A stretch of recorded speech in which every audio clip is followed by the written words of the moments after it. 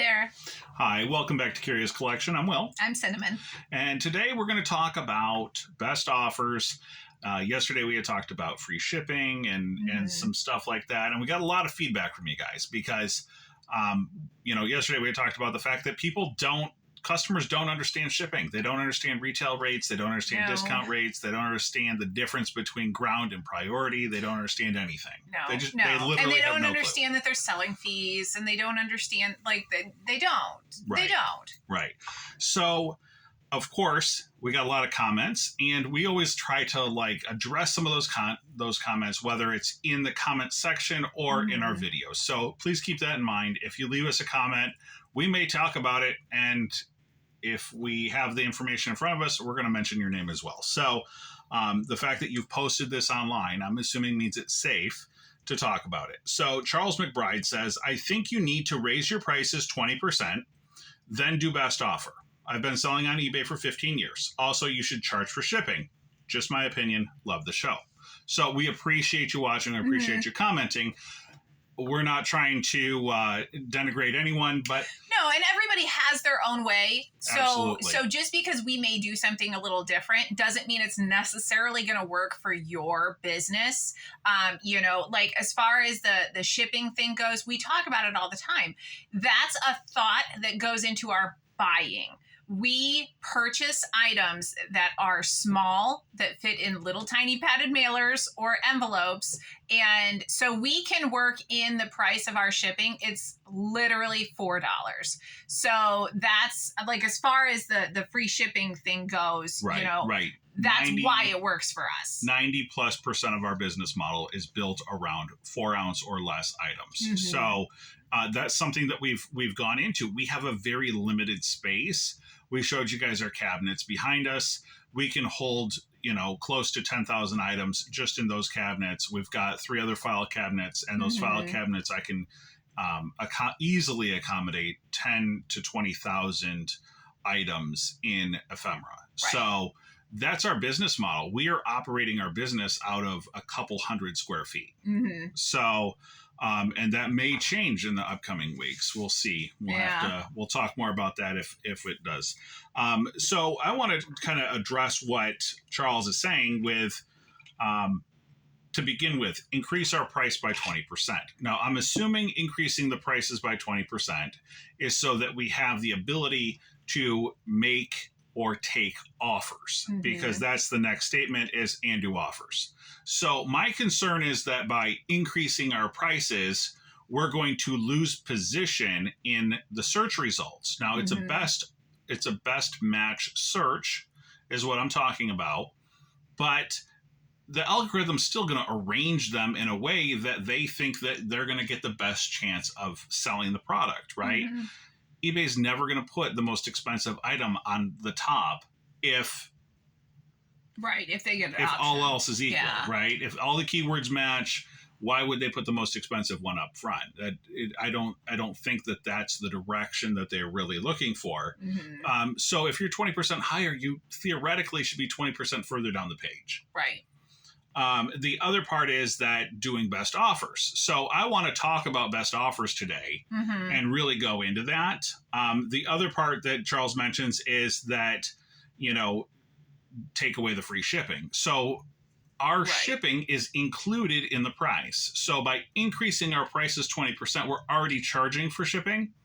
It's just worked into our price. So if we increase the prices by 20% above that, now on some items, we might be 50, 60% of that is that we could take a 60% offer. I don't know that a person's going to come to us and want to make an offer for 60% off in order to get it to a reasonable price. Yeah.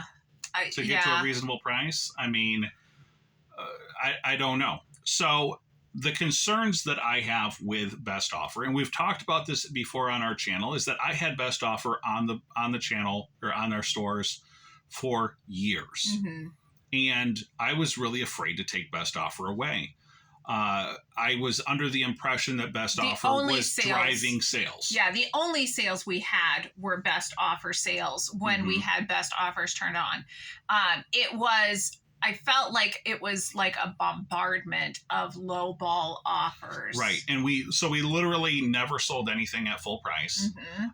When we buy something, we have a price in mind of what our intention is to list it for and what our margins are. We've talked to you guys before about, we have this 25% rule, and that 25% goes towards product price at most. Right. At most. And 25% towards shipping, 25% is, for our profitability, 25% essentially is for the platform. Whether that's on Posh taking 20%, eBay taking 14 plus 8, or, whatever combination of promoted listing gets to 25%. And the reality is, when you work in store fees and all that stuff, you really are, on a lot of the stuff we sell, getting close to 25%. So what did we notice when we took it off? Because we took it off after having it on for years. And again, I thought that was the only way to sell on the platform. Day one comes around and our sales didn't change. Our sales were still there. The difference was that people were paying what we were asking because we didn't give them the option of a lower price. So like, my thought process when it comes to, if I'm shopping on the platform and I see that somebody has best offer turned on, well, now it's telling me that I have to.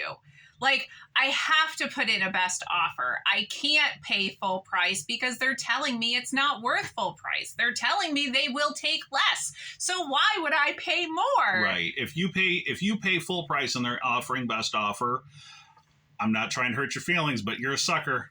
You're a sucker if you pay full price. If they're telling you they will take less. They're literally telling you that they will take less than what they're asking. So, like, as a consumer, I feel like it's my obligation to then pay less, obviously. Right. But now it's a whole thing, because now I have to make the offer, wait for them to respond to the offer.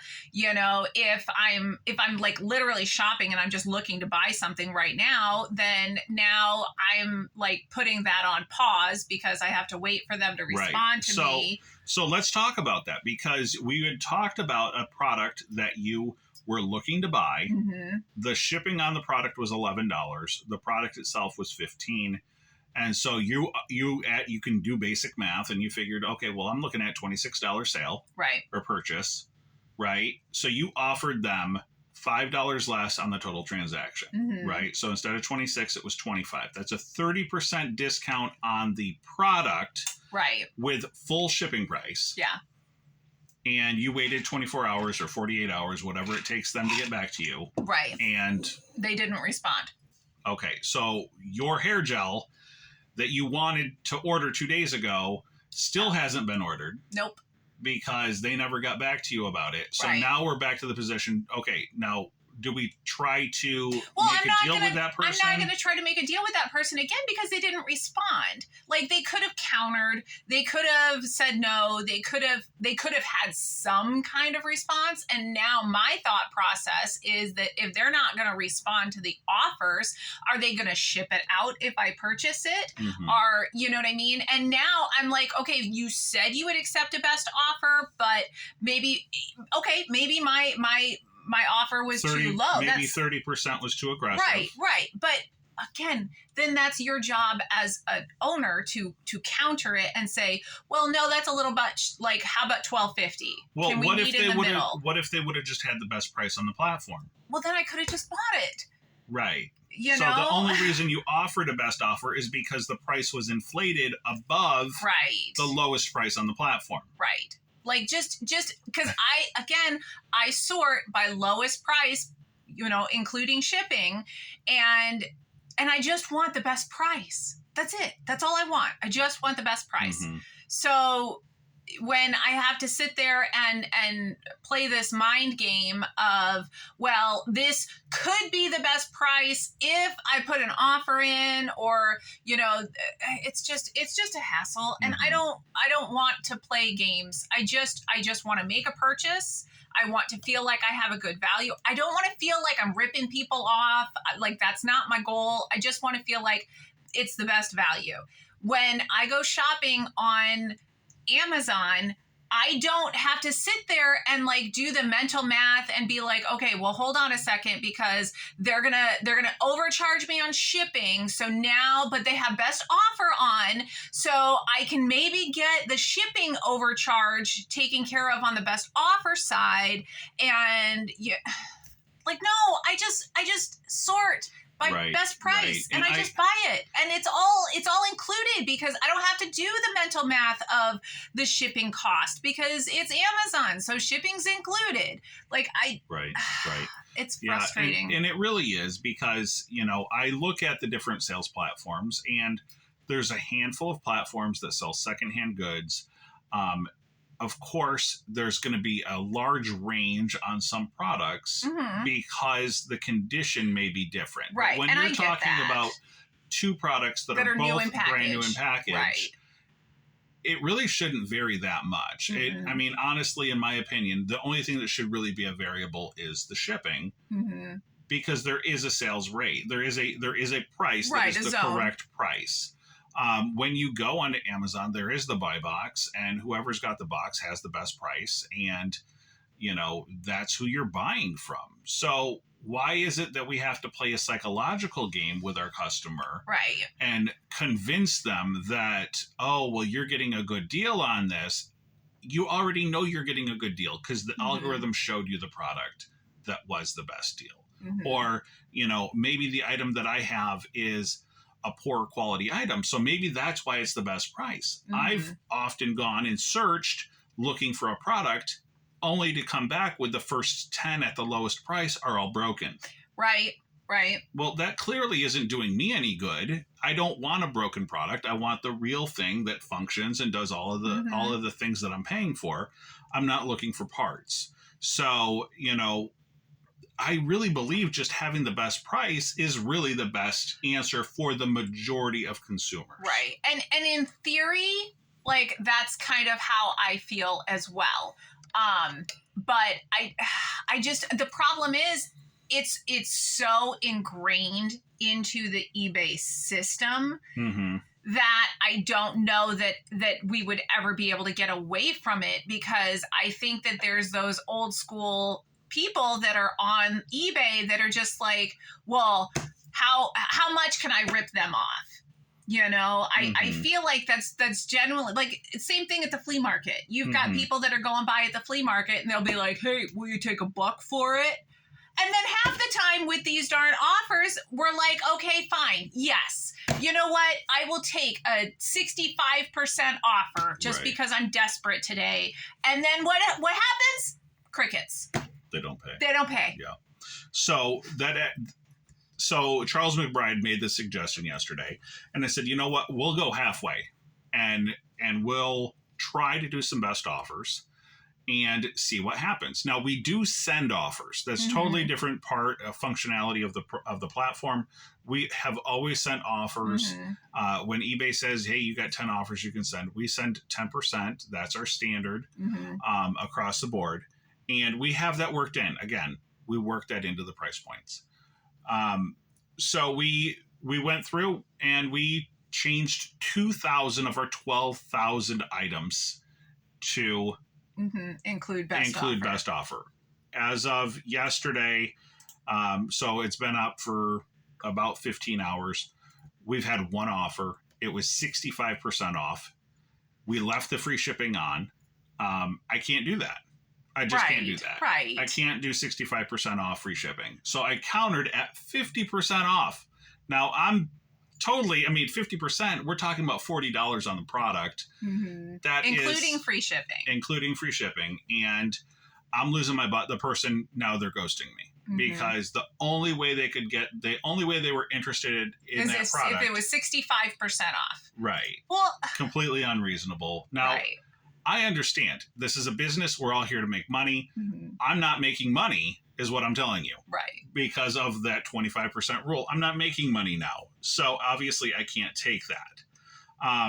One of the things that, and I do want you guys to know, like, we're not brand new at this. Anyone who's watched our channel for any amount of time recognizes that. We've got over 5,000 positive feedback on our store, and we've sold over 14,000 items. Mm-hmm. So this we're not new at this. Yes, we have a new YouTube channel, but as sellers, we've been doing this for years. Mm-hmm. One of my concerns is, like, you got that old guy who shows up at your garage sale, and everything at the garage sale is $1, and it doesn't matter what it is. He's going to ask if you'll take 50 cents for it, or he's going to ask if he'll do 4 for $1. It doesn't seem to matter. Right. Whatever what the deal is, that guy is always going to try to undercut you. Mm-hmm.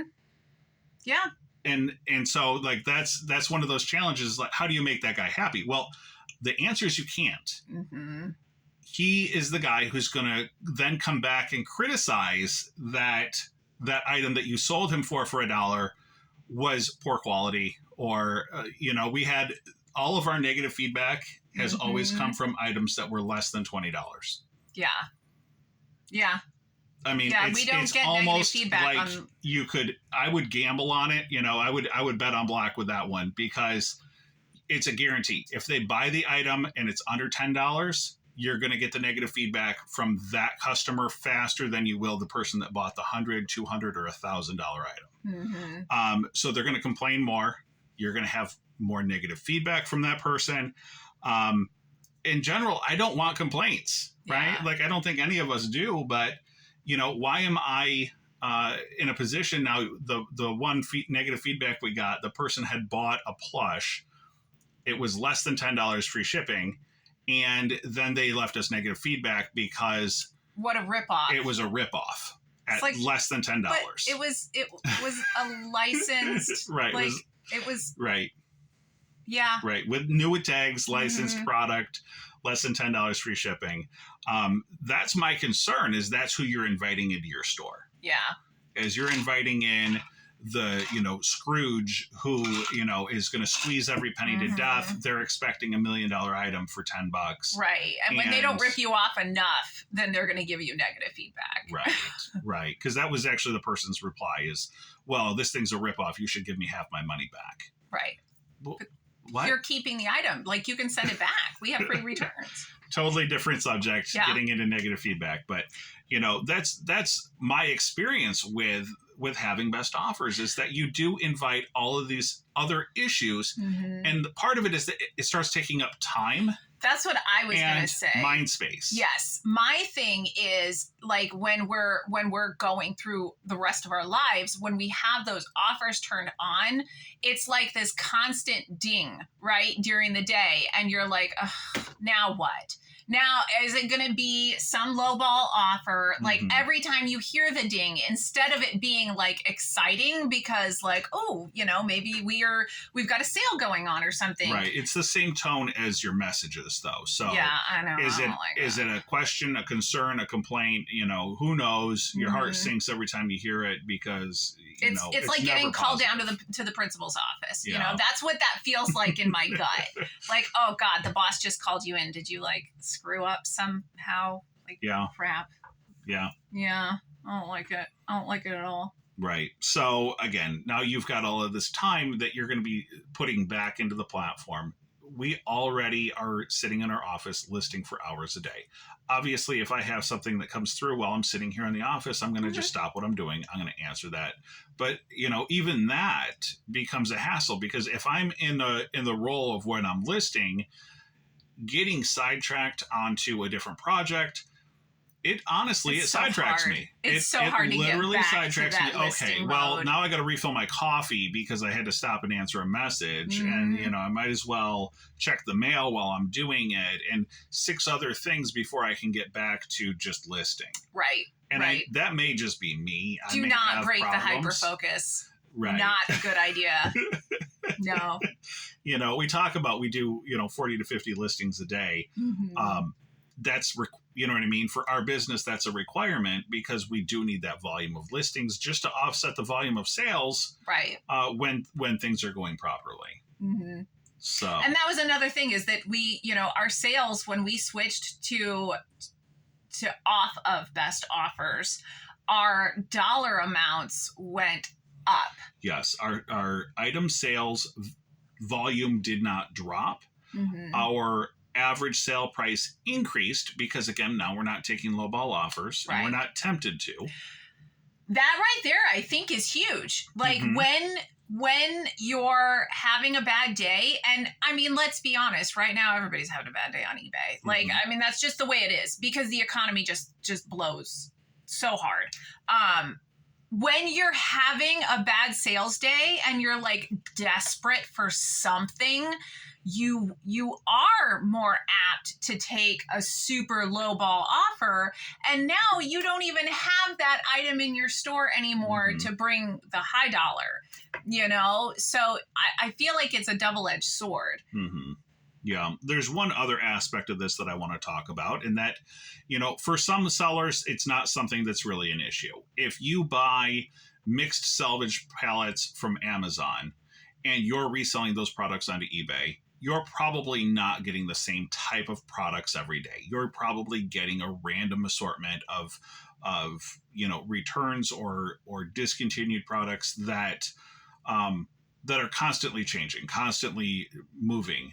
With us, we are in a handful of very specific niches, and we have massive volume in those niches. So, as an example, I sold a piece of cruise ephemera this morning, the SS Europa, and it sold for $20. If I had sold it for $10, I've now set the price for that product at $10. Now, there's only a handful of people in the country or even in on the globe that will buy that product. So when I'm one of the main dealers in that product, we find ourselves, when we comp our items, we find our listings much more than others, right? So yeah. As an example, you know, you can do the research yourself on where you rank, but you know, you go to the page where it shows your performance and into your metrics. Yeah, I'm trying to come up with the correct word, the correct report. The I know what you're talking performance. About. Yeah, what is it called? Service metrics. It's not the right page. Okay. Anyways, regardless, you can go in and you can see where you rank nationally amongst all other sellers in your category. Number 7 is where I fall on cruise ephemera. Right. So if you sit there and you take best offer off of all of these items, now we're ruining our own comp pool. You know, and same thing with the jewelry. There's tons of times that I go and I do the comps on my jewelry and I see other items that I personally have sold. You know, I mean, you can kind of tell your own listings when you see them. Sure. So yeah, again, like when you're taking best offers and you're taking half off, then you're ruining your own comp pool. Right. It's the listing quality report. It's going to drive me crazy unless I tell you. So it's under performance summary, the top box on the right hand. You can download it. You can use Google or Excel to open that file. So, you know, we don't want to poison our pool of prospective buyers. I know that if I list a tugboat ephemera, there's only 3 or 4 people that I have that I sell to that buy that product. If I start taking 50% off, those 3 or 4 people are going to recognize, hey, you gave him 50% off. Why don't I get 50% off? Or, hey, last time I bought from you, I got 50% off, right? And a lot of those customers are repeat customers for me. Yeah. And they buy hundreds of dollars. Now, I don't want to turn my $100, gig here into a $50 gig. Right. Like that doesn't benefit me. Right. There's not a lot of competition. And I understand that, again, it's a different business model than the person who's selling salvage, or maybe the person who's, buying their items and flipping them from, say, Ross or something, right? Like totally different business model. I am buying and selling the same types of products weekly. So, but again, one of the few people on the platform that are doing that. Right. So, I don't know that best offer is the right thing to do. I don't know that it's not the best thing to do. I think it really depends on your business model. Like I said, we switched 2,000 of our 12,000 in our main store to best offer. just to see if things have changed, because it's been almost 2 years since we did it. So my other concern is that right now things are so tight in people's pocketbooks to begin with. Like, if we start making all of these changes to our business model, is it going to help? Because, like, I don't think it's because we had a bad business model to begin with. I think that it's because people are really having a hard time buying things right now. So if we go and we make these big changes, like, is that actually going to help? And are we even going to be able to know if it helped? Right. Yes. Traditionally, summertime is not great for our business. 2 years ago, our June, we did $2,000. Right now, I think we're at like 3,000 for the month. It's been a terrible month. Who knows what it would look like if we did best offer in the holiday season, maybe, or in January. Like, there's so many different questions that you could pose there. Where one store, it's really hard to determine on a grand scheme, is it the best thing? Is it not the best thing? Yeah. So that's what I've got to say about best offer. I mean, we're going to try to revisit it a little bit and see how it's working. We're going to put our toe back in the pool and see. But, we're already starting off with a kind of a negative perception because we had it before and we had a bad experience. So I want to know what you guys think. Do you guys agree with Charles and that we should have, charge shipping, increase all of our prices, and then just take 30 or 40% off at the sale point and hope that we can trick some people to pay full price to make up for, like, I don't know. Let us know what your thoughts are. Do you think that having the best price at the with free shipping and all of the model that we currently utilize is best, or do you have a different model? Right. And maybe it works a little better. So let us know in the comments. Of course, like and subscribe. All right. Thanks so much. Good luck to you guys out there.